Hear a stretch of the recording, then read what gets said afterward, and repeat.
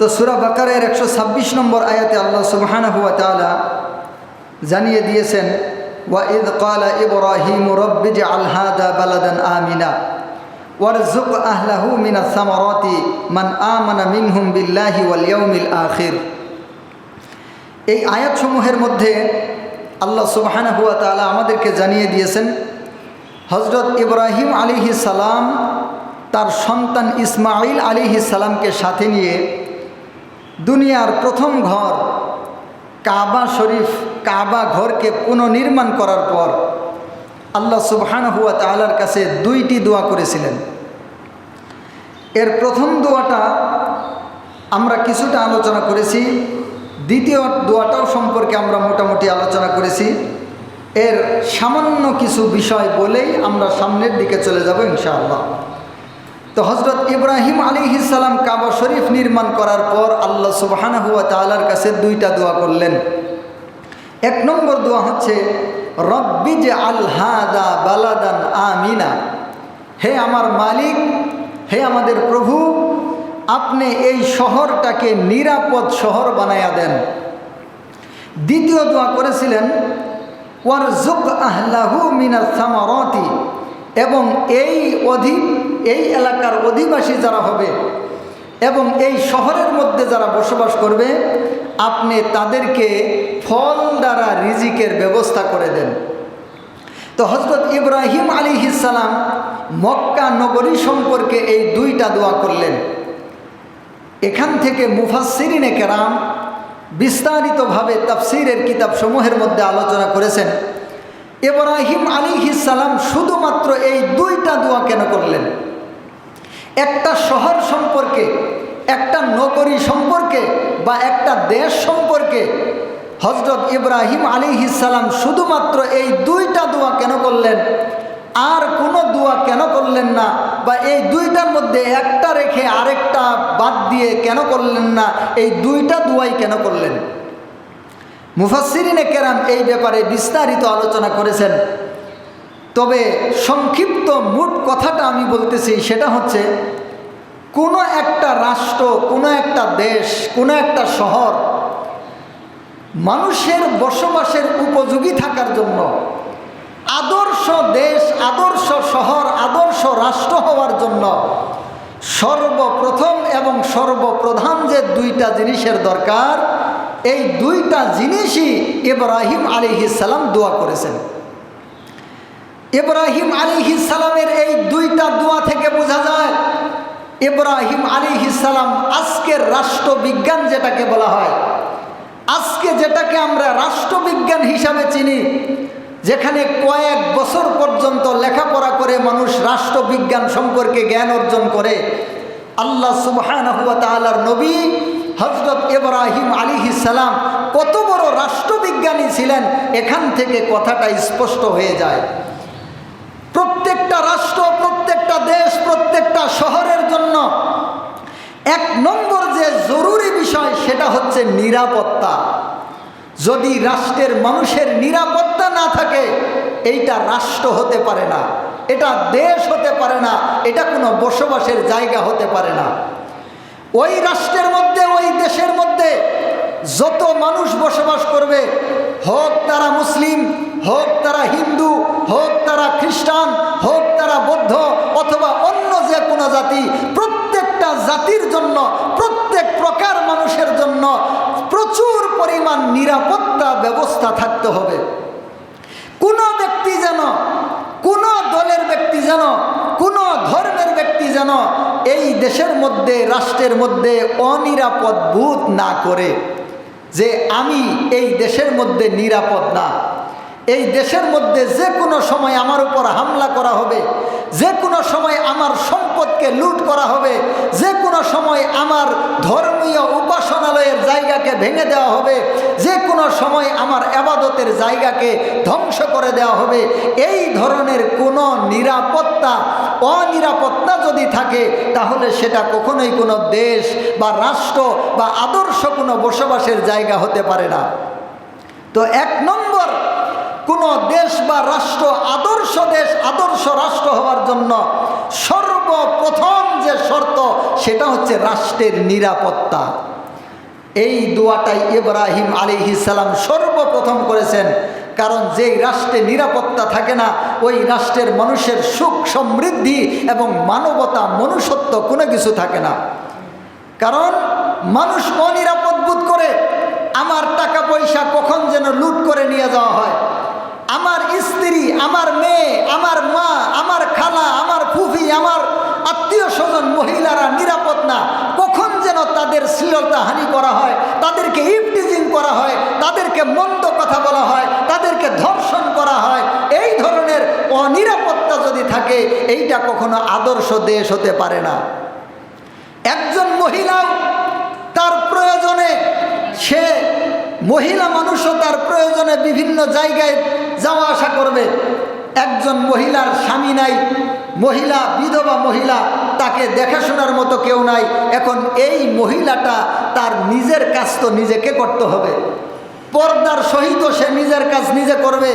কিন্তু যদি এমন হয় এই মহিলা নিরাপদ পায় না, নিরাপত্তা পায় না, সে তার কাজের ক্ষেত্রে, কর্মের ক্ষেত্রে নিরাপদ নয়, রাস্তাতে সে নিরাপদ না, ভয়ে থাকে, যে অফিসে কাজ করে সেই অফিসে নিরাপদ না, বসের দ্বারা যৌন নিগৃহীত হওয়ার ভয় থাকে, তাহলে এটা কখনোই একটা রাষ্ট্র হতে পারে না। যেমন আমাদের বাংলাদেশের বর্তমান অবস্থা, বিশেষ করে দীর্ঘ 16-17 বছর লেডি ফেরাউন এই বাংলাদেশে থাকার কারণে ওই ফেরাউন আমাদের এই দেশের সার্বিক অবস্থাগুলো ধ্বংস করে ফেলেছিল। আজ পর্যন্ত এই নতুন সরকার আসার পরেও এবং ইউনূস সরকার থাকার সময়ও এই বিষয়গুলা পুরোপুরি ঠিক করতে পারে নাই। আমরা দেখতেছি নানান অরাজকতা, আমরা দেখতেছি মানুষের অনিরাপত্তা, ব্যবসা প্রতিষ্ঠানে হামলা করা হয়, মানুষের তার নিজের বাড়িতে নিরাপদ নয়, চোর ডাকাতের ভয় তো আছেই, তারপরে যৌন নিগৃহতার ভয় আছে, নানানভাবে মানুষ ভীত হয়ে আছে। তো আমাদের এই বাংলাদেশ এখনো একটা আদর্শ দেশ বা আদর্শ রাষ্ট্র হতে পারে নাই।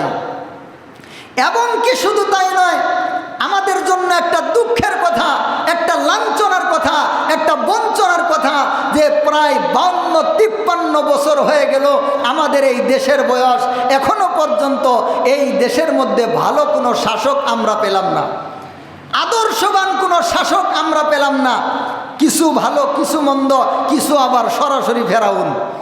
এইভাবে এই 52-53 বছর পর্যন্ত এই দেশের মানুষ অমানুষের মতো জীবনযাপন করেছে, অমানবিক জীবনযাপন করেছে, মনুষ্যত্ব বিবর্জিত বসবাস করেছে, মানবতাহীনভাবে এই দেশের মানুষ বিভিন্ন দুঃখ কষ্ট যাতনা নিয়ে ভয় এবং আশঙ্কার মধ্যে বসবাস করেছে। এটা কখনোই একটা আদর্শ রাষ্ট্র হতে পারে না।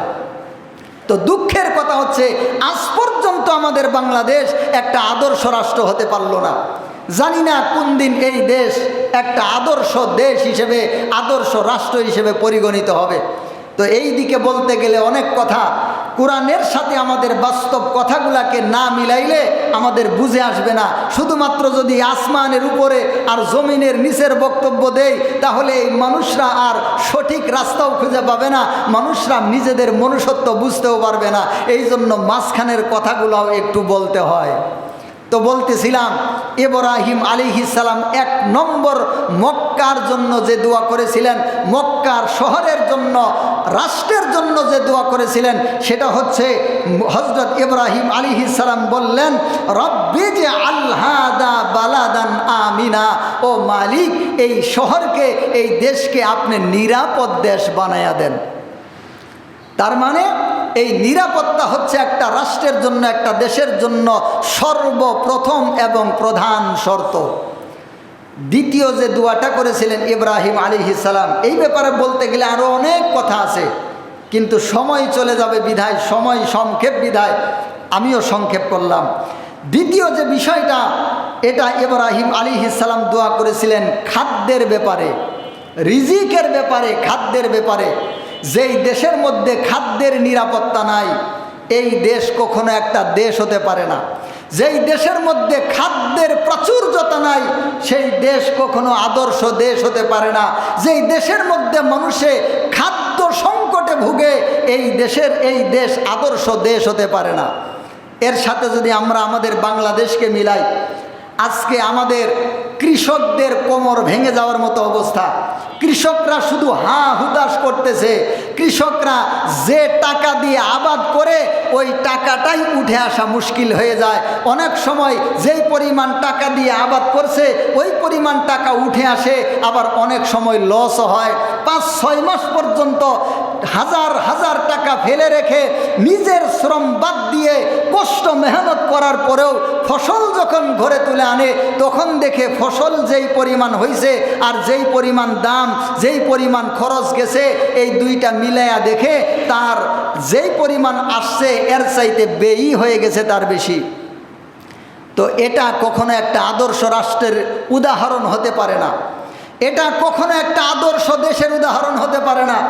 এবং যেহেতু আমাদের বাংলাদেশ কৃষি নির্ভর দেশ, এই জন্য কৃষকদের অধিকার, কৃষকদের ফিকির, কৃষকদের চিন্তা ফিকির, কৃষকদের অবস্থা সর্বপ্রথম চিন্তায় রাখতে হবে, নয়তো এই দেশ তার প্রকৃত অবস্থার উপর টিকে থাকতে পারবে না। আজকে যে জিনিসের দাম বাড়ে, একটা জিনিসের দাম এক সপ্তাহ আগে দেখা যায় 12 টাকা, এক সপ্তাহ পরে দেখা গেছে সেইটা 15 টাকা, আরেক সপ্তাহ পরে দেখা গেছে 20 টাকা, আরেক সপ্তাহ পর দেখা গেছে 24 টাকা। ডবল ট্রিপলভাবে দেশ দাম বাড়ে জিনিসের। যে জিনিসের দাম বাড়ে এইটা আর কোনো দিন কমে না। এই বাংলাদেশের ইতিহাসে এরকম পাওয়া মুশকিল। আমি একটা মজার কথা বলি। এই যে আমাদের বক্সিগঞ্জে মসজিদের, বড় মসজিদের সামনে যে একটা ওই যে টুপি, তারপরে বিভিন্ন বই পুস্তক বিক্রি করে, ওখানে দেখবেন বাইরে হ্যাঙ্কারের মধ্যে টুপি লটকায় রাখছে, টুপি 10 টাকা দামের টুপি। তো হঠাৎ করে একদিন আমি ওই দোকানের সামনে কোনো একটা জিনিস কেনার জন্য দাঁড়াইছি, হঠাৎ করে আমার নজর গেল ওই টুপির দিকে। তো আমি টুপির দিকে দেখলাম, এক সময় আরও যখন এই 10-15 বছর আগে ওখানে টুপি দেখতাম, টুপিগুলো একটু মজবুত, একটু শক্ত, একটু ঘন ছিল। তো এই সময় দেখলাম টুপিগুলো অনেক পাতলা এবং অনেক কাপড় কমে গেছে। তো আমি দোকানদারকে জিজ্ঞেস করলাম এই টুপির দাম এখন কত? মজার ব্যাপার হচ্ছে উনি বললে এই টুপির দাম 10 টাকা। তো আমি দেখলাম বাংলাদেশের ইতিহাসে একটা জিনিসই আছে যার দাম এখনো বাড়ে নাই। এখন বাড়ছে কিনা জানি না, আমি এটা ঘটনা বলতেছি আরো 2-3 বছর আগের। এখন যে নতুন করে আমাদের সরকার একটা গেল, আবার আরেকটা আসছে, এর মধ্যে কি এর দাম বাড়ছে কিনা জানি না। তো আমি ওইটা দেখে কিছুক্ষণ হাসলাম যে দামটা বাড়ে নাই, তবে কোয়ালিটিটা ধ্বংস করে দিছে। মানে দামটা ঠিক রাখছে কিন্তু কোয়ালিটিটা ধ্বংস করে দিছে, দিয়ে মানে দাম না বাড়াইয়ে ওর ভিতরেই সেটাকে মানে লাভের জন্য ব্যবস্থা করে দিছে। তো এইভাবে মানুষ যেই জিনিস কিনতে যায় সেটার আকাশ ছোঁয়া দাম, আর যেই জিনিস বিক্রি করতে যায় ওইটার দাম পায় না। এইভাবে কখনো একটা দেশ চলতে পারে না। এটা কখনো খাদ্য নিরাপত্তা হতে পারে না। এবং কোনো একটা জিনিসের দাম যদি হঠাৎ বাড়ে, কোনো খাদ্যপণ্যের দাম বাড়ে, তাহলে তো এটা নিয়ে কঠিন অবস্থা। আমরা মরিচের অবস্থা তো দেখছিলাম, এই মরিচ সোনার চাইতেও দামি হয়ে গেছিল। তারপরে পেঁয়াজ, এইটা স্বর্ণের টুকরার চাইতেও দামি হয়ে গেছিল। এরকম একটা অবস্থা। শেষ পর্যন্ত যেই কথাটা না বললেই নয়, সেটা হচ্ছে ভেজাল খাদ্য। এই বাংলাদেশে খাদ্যের মধ্যে কে কতভাবে ভেজাল মিশাইতেছে, এইটা দেখলে আপনাদের মাথা ঘুরে যাবে, মাথা ঘুরে পড়ে যাবেন আপনারা। এই বাংলাদেশের কোনো খাদ্য আপনার খাওয়া মন চাবে না।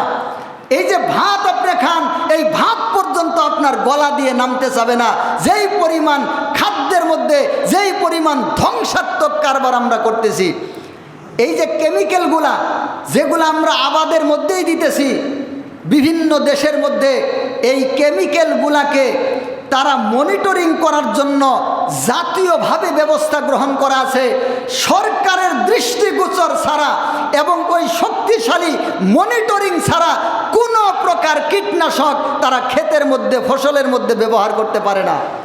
আর আমাদের বাংলাদেশে নামে বেনামে বিভিন্ন ধরনের কেমিক্যালের ফ্যাক্টরি হয়ে গেছে। আর ওই কেমিক্যালের ফ্যাক্টরির মধ্যে বিভিন্ন ধরনের কেমিক্যাল বানাইতেছে, মানুষ কিনতেছে। শাকের মধ্যে দিতেছে, মরিচের মধ্যে দিতেছে, ফসলের মধ্যে দিতেছে। আর এগুলা মানুষ নিজেরা নিজের হাতে বিষ দিয়ে ওই বিষ নিজেরা খাইতেছে। আর মানুষের ভিড় জমাইতেছে দুইটা জায়গায়, একটা হচ্ছে কীটনাশকের দোকানে, আরেকটা হচ্ছে হাসপাতালের ওই ফার্মেসির দোকানে। বাস্তবতার সাথে মিলিয়ে দেখুন, বাস্তবতার সাথে মিলিয়ে দেখুন, বাংলাদেশে দুইটা জায়গায় দুইটা দোকানের সবচাইতে বেশি ভিড়। এই দুইটা দোকান হচ্ছে, 1 নম্বর দোকান হচ্ছে কীটনাশকের দোকান, আর 2 নম্বর দোকান হচ্ছে ফার্মেসির দোকান। আজকে এই দুইটা দোকানের মধ্যে সবচাইতে ভিড় বেশি। এবং যে দুইটা ব্যবসা সবচাইতে বেশি বাড়তেছে, যে দুইটা দোকান সবচাইতে বেশি বাড়তেছে, এই দোকানও এই দুইটাই। দেখেন, রাস্তার মুড়ে মুড়ে কীটনাশকের দোকান হইতেছে, রাস্তার মুড়ে মুড়ে বিভিন্ন ক্লিনিক, রাস্তার মুড়ে মুড়ে বিভিন্ন ডাক্তারের ফার্মেসি হয়ে যাইতেছে। আবার কি বলবেন, যে সরিষাতে ভূত তাড়াবো, সরিষাতেই ভূত। এই বাংলাদেশ দীর্ঘ 15-16 বছর পর্যন্ত ওই লেডি ফেরাউন বিভিন্ন ডাক্তারদেরকে ভুয়া সার্টিফিকেট দিছে। এখন ডাক্তারের কাছে যাইতেও ডর করে। আমি কোনো ডাক্তারের কাছে যাওয়ার আগে দেখি ডাক্তারের বয়স কত। সাধারণত এটা আমার একটা থিওরি আমি করছি, একটা সূত্র, 40-এর নিচে কোনো 40-এর বয়সের নিচে কোনো ডাক্তারের কাছে আমি যাই না। এবং আমার কোনো আত্মীয় স্বজন কেউ 40 বছর বয়সের নিচে কোনো ডাক্তারের কাছে নিয়ে যায় না। কেন যায় না জানেন? এই 40 বছর বয়স অন্তত এর আগের যারা, ওরা এই হাসিনার ভুয়া সার্টিফিকেট হয়তো পায় নাই। এই বাংলাদেশ তো কোন ফাঁক ফুকর দিয়ে কি হয়, ধুলা অন্ধকার। যত লজ্জা, বাটপার, টাউট, চুর, নরাধম, নিকৃষ্ট, অমানুষ, জানোয়ার, কুত্তা, বিলাই, যত ইবলিশ সবাই বাংলাদেশে এসে জমা হয়েছে। সারা দুনিয়াতে এত বাটপার, এত নষ্ট, এত খারাপ, এত ভণ্ড, এত ইবলিশ সারা দুনিয়ার কোথাও নাই। সব জমছে এই বাংলাদেশে। আমার মনে হয় যে ইবলিশ একটা সুযোগ নিছিল, সারা পৃথিবী থেকে যত খারাপ দুশ্চরিত্র লম্পট বাটপার আছে সবগুলাকে বেছে বেছে বাংলাদেশে ঢুকাইছে। এটা আমার মনে হয় আর কি মাঝে মাঝে। নয়তো জাতীয় পর্যায়ে যে বিষয়গুলা দেখার কথা, সেই বিষয়গুলা পর্যন্ত আজকে অবহেলায় পর্যদস্ত হচ্ছে। আর মানুষ তাদের ন্যায্য মানবিকতা পর্যন্ত খুঁজে পাইতেছে না। মানুষ তাদের বেঁচে থাকার নিম্ন পর্যায়ের যে অধিকার, এটা পর্যন্ত মানুষ আজকে ঠিক মতো পাইতেছে না। শুধু ভেজাল আর ভেজাল, শুধু ভেজাল আর ভেজাল। আজকে দেখেন, ছোট ছোট বাচ্চাদের অ্যালার্জি রোগ, এইটা আজকে থেকে 10 বছর আগে মানুষ অ্যালার্জি শব্দটাই তেমন চিনত না। আর আজকে প্রত্যেকটা পরিবারে দেখেন ছোট ছোট বাচ্চা মায়ের পেট থেকে অ্যালার্জি নিয়ে বের হইতেছে। জটিল জটিল রোগ, যেই রোগগুলার নাম আমাদের মুরব্বীরা শুনে নাই, মুরব্বীরা এখনো উচ্চারণও করতে পারে না। এই রকম রোগ আমাদের সামনে শুধু আসতেছে। প্রত্যেকটা বিষয় হচ্ছে এই খাদ্যে ভেজাল, মনিটরিংয়ের অভাব, দেখার অভাব। কে দেখবে? হয়তো ওখানে একটা বাটপার লুচ্চা বদমাশকে বসায় রাখছে, কয়টা টাকা খায়ে সাইন একটা মেরে দিতেছে, আর ওই দোকানদারে যা ইচ্ছা তা বানাইতেছে। আজকে কি ভয়াবহ অবস্থা! মাঝে মাঝে আমার বড় ভয় লাগে, বড় চমকে যায়। এই 2-3 দিন আগে একটা ছোট বাচ্চা 5 টাকার একটা নোট হাতে নিয়ে হেঁটে যাইতেছে। আমি মাদ্রাসার দিকে আইতেছি, ওই বাচ্চা রাস্তা দিয়ে আসতেছে। তো আমি জিজ্ঞাসা করলাম, কই যাও? তো বলতেছে দোকানে যাই। বললাম দোকানে কেন? ভাত খাও নাই? কই ভাত সকালে খাইছি, দুপুরে মুড়ি খাইছি। তো এখন তাহলে মজা খাইতে হবে কেন? আবার ভাত খাও? বলতেছে না, মজা না খাইলে হবে না, মজা খাওয়া লাগবে। তো বললাম কয় টাকা নিয়ে আসছো? আমি কিন্তু 5 টাকা দেখছি তার হাতে। তারপরও জিজ্ঞাসা করলাম, সে আমারে টাকাটা দেখাইলো। তো বললাম দোকানে কি মজা খাবা 5 টাকা দিয়ে? সে আমারে বলতেছে বালিশ। কি খাবে?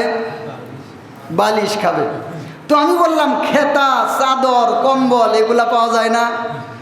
এই ছাত্র পিচ্ছি একটা ছেলে, ও আবার আমাদের মাদ্রাসায় পড়ে, আমাদের মাদ্রাসাতে পড়ে। মাদ্রাসায় আমরা মাঝে মাঝেই ছাত্রদেরকে, পোলাপানদেরকে বিভিন্ন প্রকার উপদেশমূলক আলোচনার আয়োজন করি। কোনটা খাওয়া যাবে, কোনটা খাওয়া যাবে না, পিতামাতার সাথে কিভাবে চলতে হবে, এই বিষয়গুলো আমরা তরবিয়তি আলোচনা প্রায় সপ্তাহে এইগুলো আমরা করি।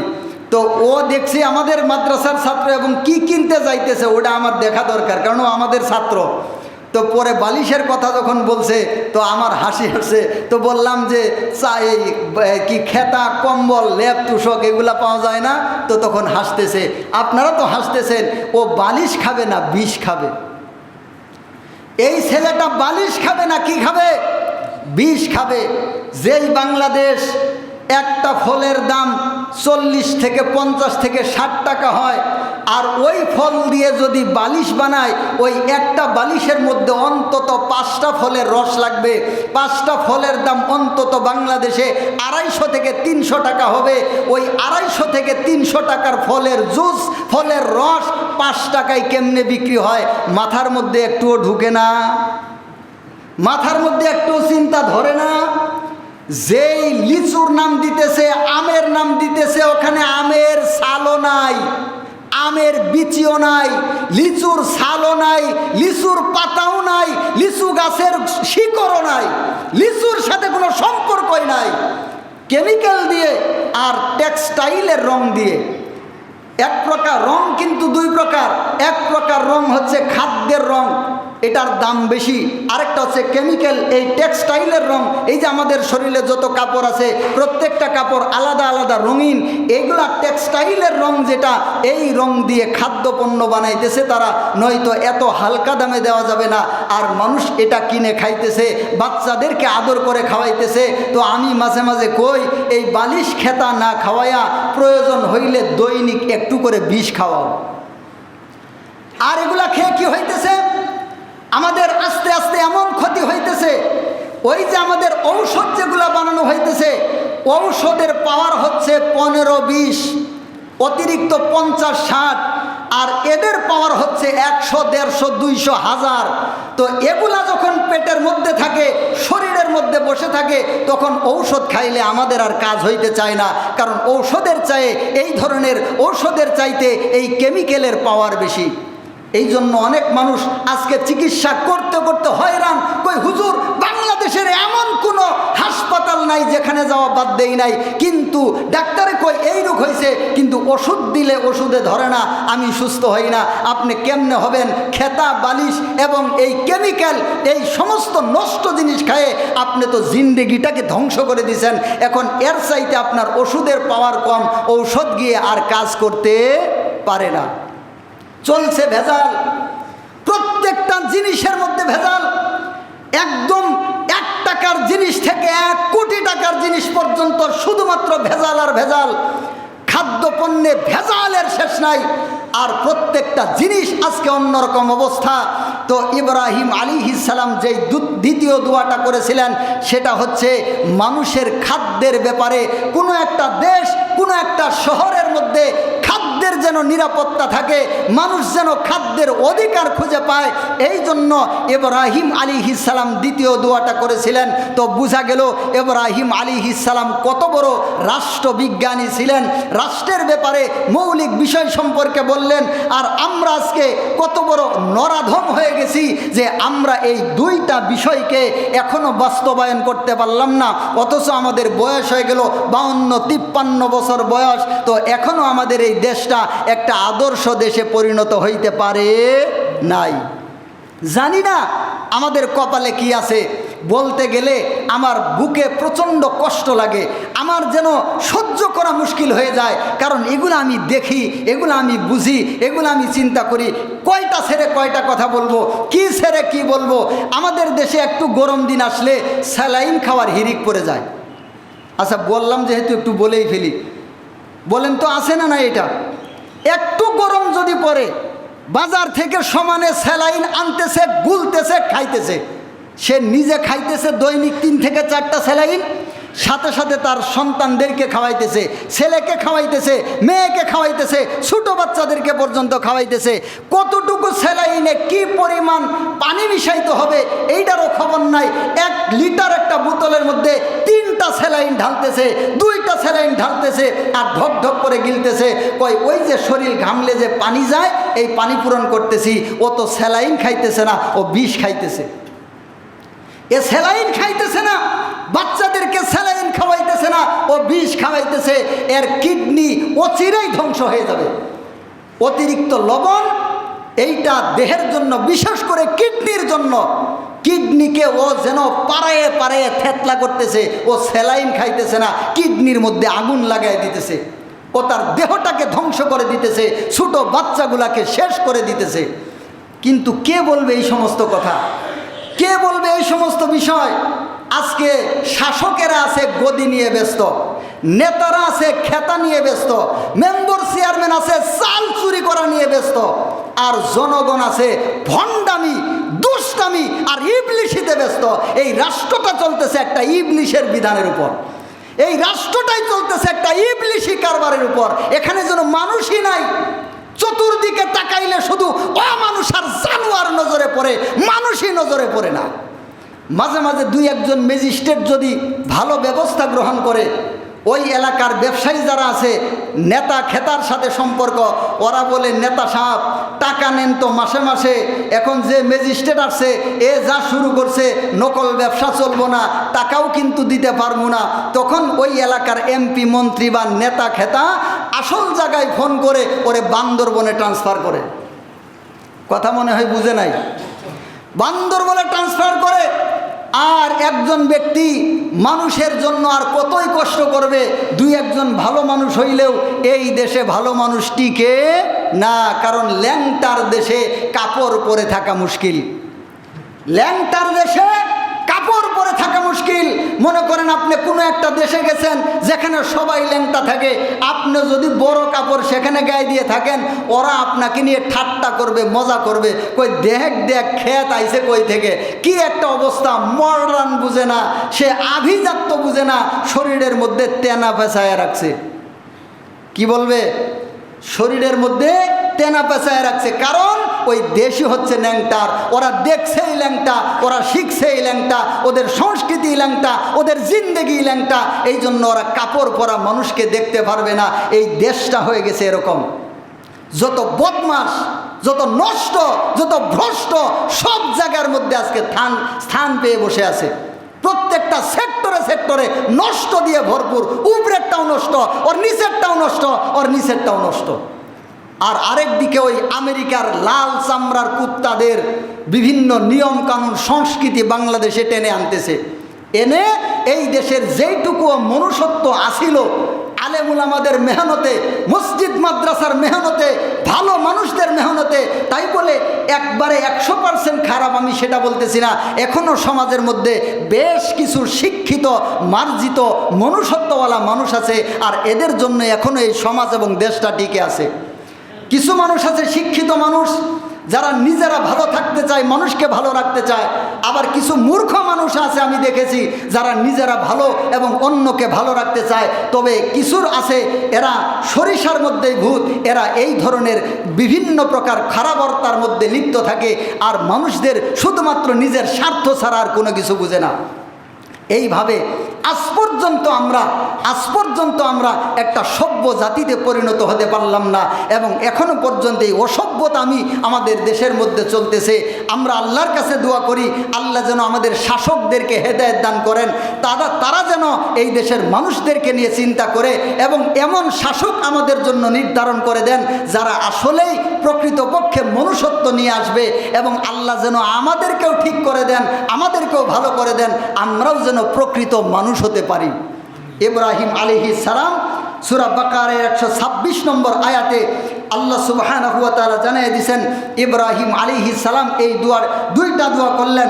এক নম্বর দোয়া হচ্ছে রব্বিজআল হাযা বালাদান আমিনা, ও আল্লাহ এই শহরটাকে আপনি নিরাপদ শহর বানিয়ে দেন। একজন মহিলা রাত্রের 12টার সময় যদি হেঁটে যাইতে হয় কোথাও, সে যেন ভয় না পায়। রাত্রের 1টার সময় একজন মহিলার তার কর্মক্ষেত্রে কোনো একটা কাজে যাওয়া লাগবে, পুরুষ মানুষ বাড়িতে নাই, সে যেন রাত্রের 1টা 2টাও যাইতে পারে, সে যেন ভয় না পায়। একটা মানুষ টাকার ব্যাগ নিয়ে রাস্তা দিয়ে হেঁটে যাবে, তার যেন কোনো ভয় না থাকে। আজকে